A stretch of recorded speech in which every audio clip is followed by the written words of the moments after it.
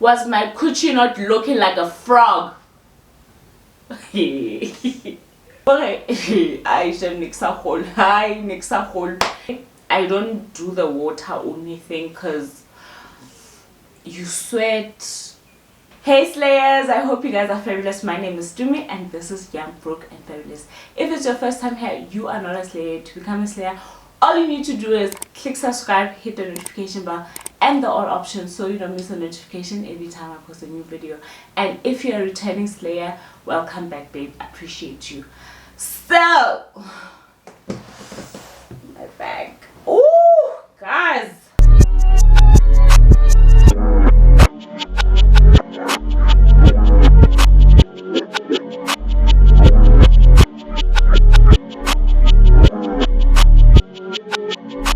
Guys, okay, today's video is a sit down video. It's not going to be long. I'm just going to be sharing with you my horrible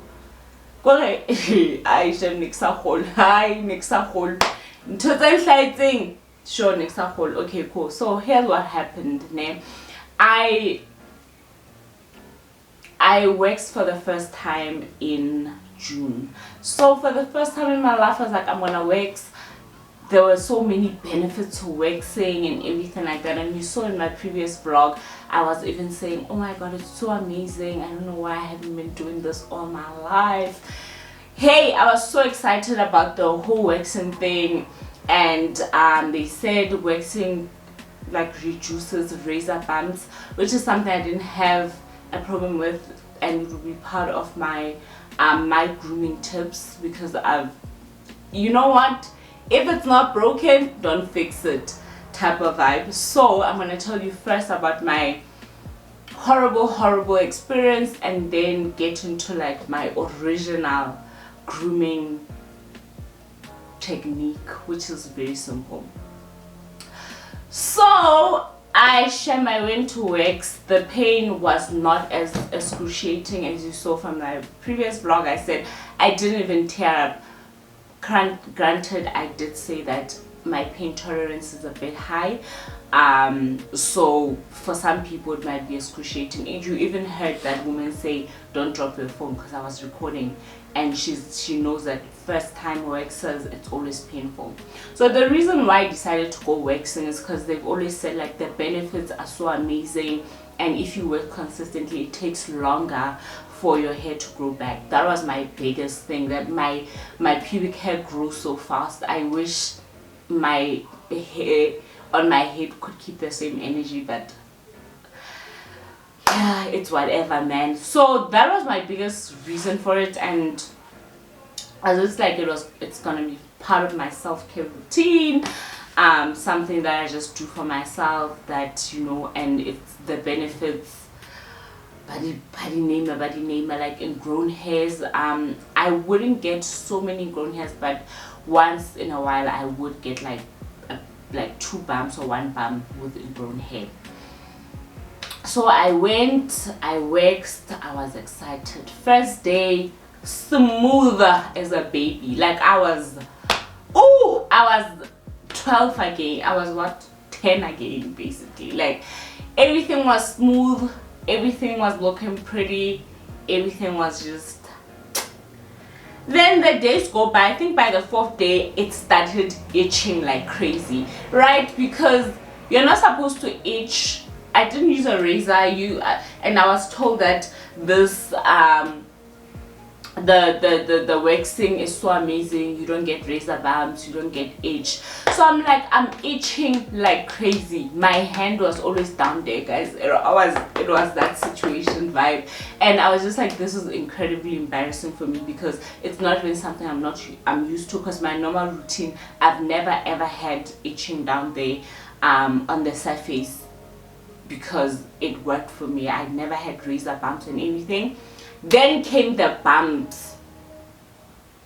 Was my coochie not looking like a frog? I was like, okay, cool, it's gonna be fine, maybe, you know, it's just fine. Then it kept getting worse. I was so heartbroken about how it kept on getting worse. Why was it getting worse? Why was this rash getting worse? This is exactly what people go to wax for, so that they don't experience this, and I'm experiencing it at 100%. I'm experiencing it, and it's something that I haven't experienced before. Sharp. Then I started researching about this thing, and I'm like, wow, I did not, you know, when you've heard so many people, because I've heard from my friends and stuff who've waxed, that it's amazing, everything is smooth, everything is, you know, so everyone around me had good experiences. So I just went off the fact that it's a good experience, and I didn't do my own research in terms of what could the downfalls of this be. But I actually started researching, okay, the bumps and the itchiness, fine, I kept on ignoring it. I was not even putting, I don't have ointment or anything for razor bumps or itchiness, because it's something that I never experienced, right? Then I started getting boils. Here I did a Hollywood wax, so it goes in, it's your front and inside your bum. So I got a boil on the side of my vagina, on the side, and then on the back I got a boil. I couldn't even sit, because I remember I had to be like, I can't go to the office because I had to sit. So I needed to find a comfortable way when I was working from home, without bringing eyes to myself that I was going through it.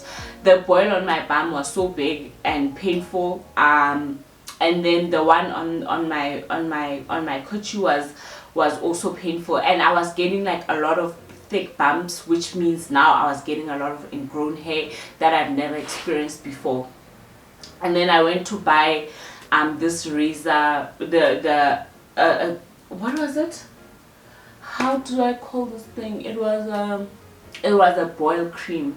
It was a boil cream ointment I got from Clicks.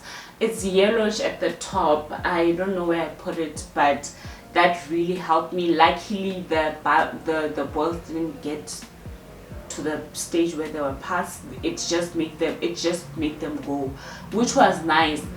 And then now I had to experience like bumps and like the surface of my thing not being smooth like I used to be, guys. And then I went on the internet and searched, and apparently this happens a lot.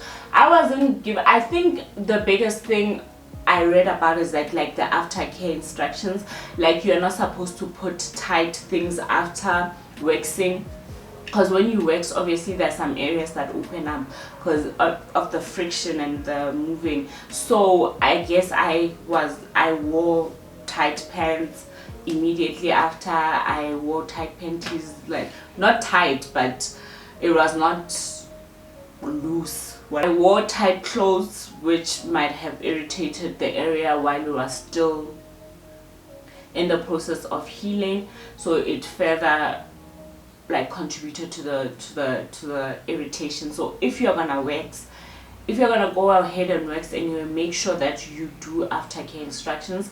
The woman didn't give me aftercare instructions. Maybe she assumed I knew, I don't know. I like the place, so I'm not gonna be like, oh, whatever. But with regards to giving a first time waxer, a first time person who's waxing, I think she should have given me the aftercare instructions so I could prevent what I went through. So it was the wearing tight things and making sure that I don't put anything scented. I don't put anything scented down there usually, but it was a list of things that were just like like now there was like exfoliation, and I was like, now it's adding so many things. But I wish I knew about this before I went ahead and did it. What else was it like? Yeah, the maybe some openings that could have gotten infected. That's why I got the bumps and everything. So basically my experience was horrible. I'm left with the ramifications of my own actions, if it's not the consequences of my own actions. So I'm left with that because I went and did what fixed was what was not broken. And another thing that's funny, that I was expecting, your hair grows back funny. It grows back like you have alopecia, like it doesn't grow back at once, so you have patches everywhere. I was just like, it killed. Honestly, it was not pretty to look at. Yeah, nah, I'll never do that again. I think for me, I'm just gonna stick to what works for me. I'm not gonna be waxing again. After I praised it so much on the first day, prematurely celebrated, I've learned my lesson. I think when I give reviews, I must wait a while before I'm like, oh, go and do it, it's the best thing that I've ever done. Yes, on the day it was the best thing, or second and third day, but after that everything went downhill. Now I'm fine after the bum cream and the boil cream, and just continuing like normal.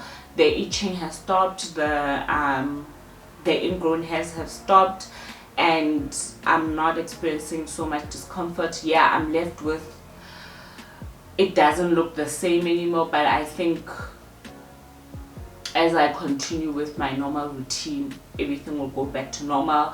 I won't have the razor bump scars anymore, which was so annoying for me. Anyways, anyhow, that was my experience with waxing. Proceed with caution and make sure that they give you aftercare instructions if you're gonna go and do it. And if you are someone that's always waxed and it went well for you, like, continue doing it because it works for you. I'm not saying that now change it to my thing that I'm gonna talk about. I'm just saying, if like you've been experiencing discomfort or things that you wanted to change with your shaving routine because you experience itchiness and razor bump and so forth, this might be beneficial for you. So for me, shaving, I've never used a razor, have I?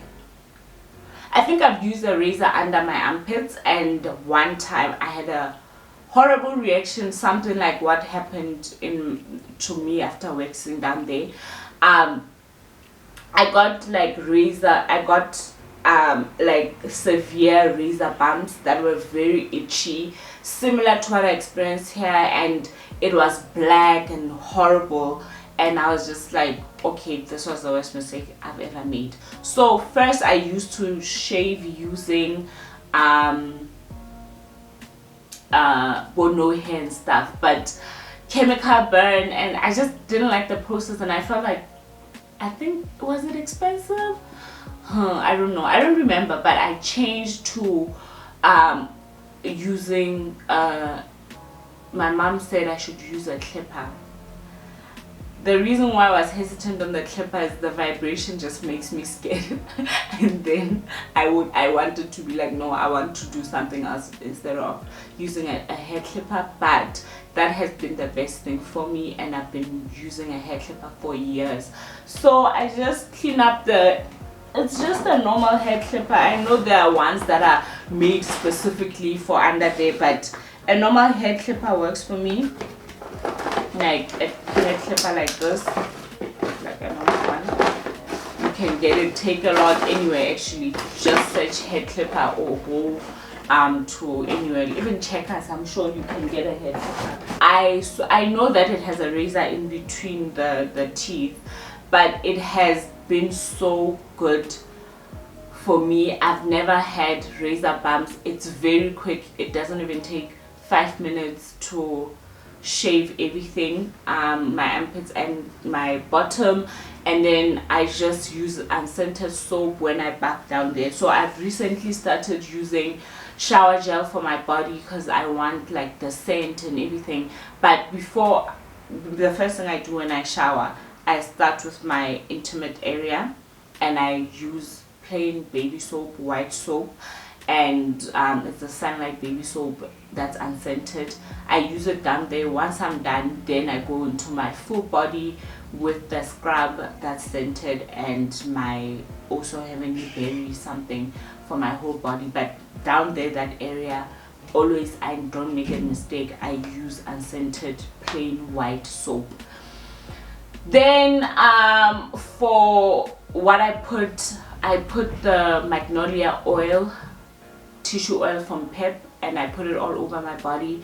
It's not, I have sensitive skin and it hasn't irritated me anyway. I just don't use it on my face because I think magnolia is a flower. So I've seen that if I use it on my face, I get a fine rash. So that means my face is kind of allergic to that magnolia plant. But all over my body, it has been fine. So on my face, I use the coconut oil, but it's still the Brahmi range. It's just the cocoa butter, cocoa heaven. And then for my whole body, I use magnolia, including the top of like my vagina, and that's that. I literally, it's nothing deep. I don't do anything like exfoliating, anything. I don't get razor bumps at all. I really don't get any razor bumps. I don't get irritation. I do get ingrown hairs there and there. I do. It will be like a bump, but it will, I've never had multiple ones at one period. And it really shaves really well. The hair, one thing that I didn't like is that my hair does grow a lot, because obviously it just shaves on top. It does cut the hair really flat, but it does grow back faster. So yeah, that's practically my routine.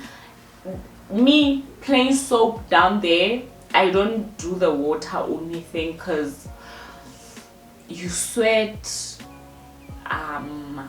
There's a whole lot of things, and when people are pushing the education that a vagina cleans itself, they're speaking about the inside, which is the vagina. You're not supposed to put anything inside there because it's self-cleaning, but outside you sweat, there's a lot going on. So please use soap, but just use a gentle soap that won't throw off your pH. I do not believe in feminine wash.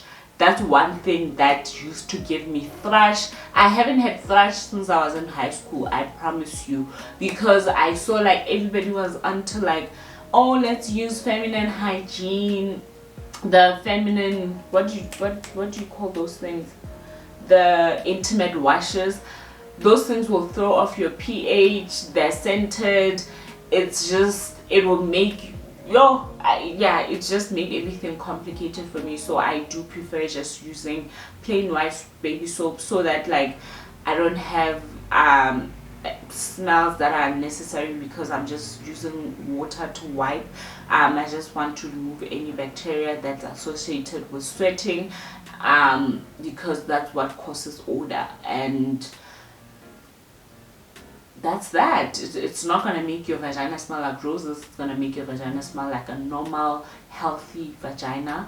But yeah, I'm an advocate for putting soap there, just not inside.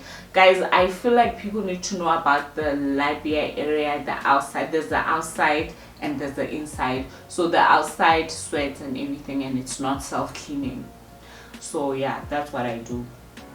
And I swear I haven't had problems in years. So I don't know why I was trying to fix what wasn't broken based on just one inconvenience, which was the hair grows back faster. But like I said, it takes only 5 minutes to have everything shaved with a clipper. So I don't know what I was doing. But yeah, that's my experience. It was horrible, but I'm back to doing what works for me. I won't be doing that again. Yeah, it's not for me. I'm not gonna try it again and be like, oh, maybe the first time was what it was horrible. I'm not doing it again. I'm sticking to what works for me. So yeah, thank you so much for tuning in, Slayers. I hope you enjoyed the video. Please don't forget to like, comment, share, and subscribe. And next week I am going to be bringing you a fashion video. Okay, bye.